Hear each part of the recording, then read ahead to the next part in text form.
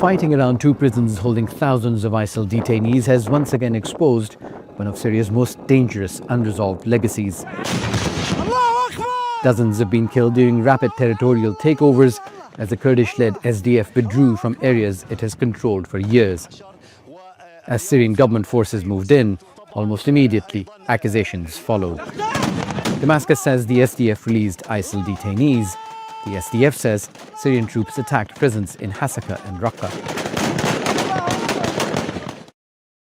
At its height, ISIL controlled vast stretches of Iraq and Syria. A decade on, many of its fighters are either dead or detained, but the group is far from gone. Sleeper cells still operate across the deserts, linking both countries. Most of the detainees are in Syria, which at their highest was about 60,000 people, fighters and their families.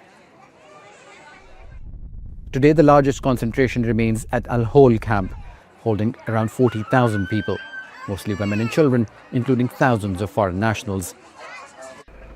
Nearby Roj camp holds just over 2,000, reportedly among them British national Shamima Begum. In Hasaka, nearly 5,000 male suspects are held at the Panorama prison, among them the most hardened ISIL fighters.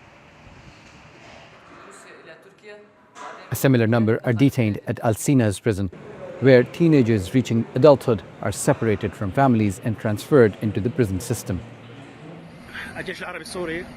Shaddadi is another key site where recent clashes reportedly led to escapes.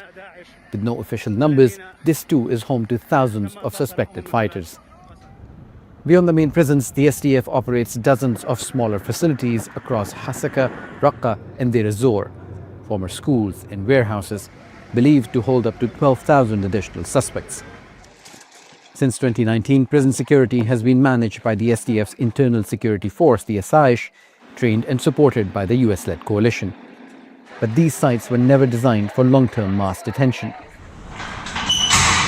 Combine that with overcrowding, lack of due process, minimal access to lawyers and medical care, these sites are considered incubators for extreme ideologies, not rehabilitation. Rights groups report internal ISIL hierarchies still operate behind bars. That's where the system is structurally fragile.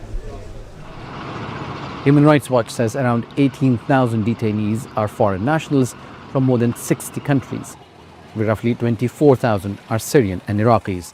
That's despite Iraq repatriating more than 25,000 of its citizens. Most Western countries still refuse to take back adult male fighters.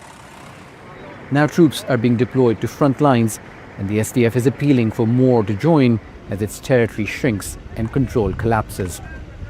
As prison guard units are thinning, the SDF warns of escape risks, while local media reports a rise in ISIL sleeper cell attacks. This is a decisive test for Syria's new rulers. How these prisons are secured, transferred or mishandled could determine whether ISIL remains contained or finds the cracks in a fragile security system. Experts warn for Syria, Iraq, Turkey and the wider region, this crisis remains one prison break away from catastrophe.